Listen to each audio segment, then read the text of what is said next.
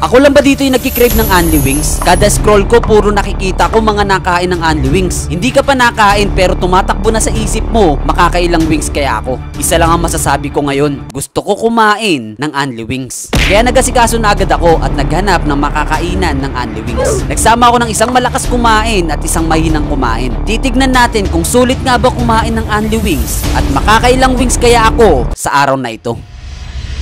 Boss, magkano yung ano niyo, boss? Only Wings. Walang bawas yun kapag tatlo. Tatlo kami mag-Only Wings. 310 talaga. Kada isa. Sige po. Pabili po. Sobrang dami nilang flavor dito. At lahat, pwede mong orderin. Kaya pagkatapos umorder, naghanap na agad kami ng mauupuan. Pero ilang segundo pa lang kaming nakaupo, dumating na agad yung drinks namin. So ayun guys, dumating na agad yung ano namin. Itong juice tsaka tubig. Ilang segundo pa lang tayo nakaupo, no? Yeah. So mabilis yung servings nila dito. Pero titingnan natin kung gaano katagal yung pagkain nila. So ayun guys, ang plano, anong plano? Matagalin. Tapos, manok lang. Manok lang tayo hanggang sa mabawi natin yung binayad natin dito. 900, 930, 310 isang tao. So, susulitin natin to. Hanggang madaling araw. Hanggang madaling araw. Maya-maya lang, dumating na rin yung order namin. Ang bilis! So, ayun guys, nakaka 5 minutes pa lang kaming nakaupo dito. Dumating na agad yung order natin. At ngayong nandito na sa harap ko ang nakakatakam na Only Wings na may iba't ibang flavor, oras na para kumain. Lasapin ang sarap at sulitin ang Only Wings na ito. Binanatan agad naming tatlo yung unang sinerve nila sa amin. Ang sarap, grabe! Ang tagal kong nag-crave dito. Kitang-kita naman sa mukha ko, kain na kain eh. Mabilis naming naubos yung unang tray, kaya tinawag namin agad yung crew para magpa-refill ng Only Wings. Wala kaming sasayangin na oras dito. Kailangan naming matikman lahat ng flavor. So ayun guys, nandito na yung order natin. Magkalipas ng 13 minutes. So tara, kain na ulit.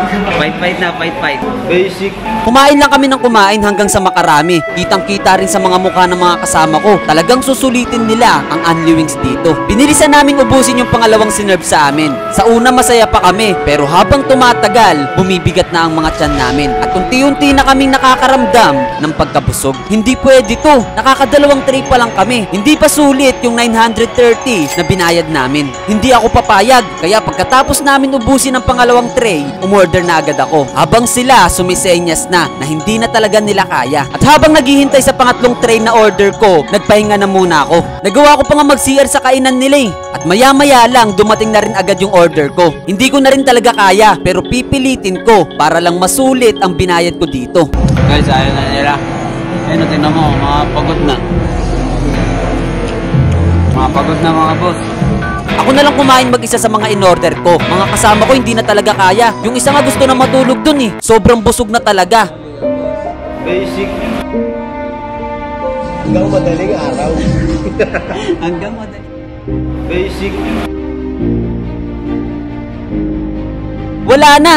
Bagsak na talaga yung dalawa kong kasama. Pinilit kong ubusin yung huling tray na sinerve sa amin. Feeling ko dito, susuka na ako. Pero masaya. Dati kasi pangarap ko lang kumain na ito. Pero ngayon, anytime pwede ko bilihin at kainin. Kaya ikaw, wag mo titipirin yung sarili mo ha. Lalo na sa pagkain. Minsan bigyan mo din ng regalo yung sarili mo. Kainin mo yung mga gusto mo. Wag palaging trabaho ha. At sana sa mga oras na to, napapalo kita sa page ko. Tara, subukan nating abutin ang 500k followers this year. Saang Only naman kaya ang sunod na kakainan natin? Comment down below.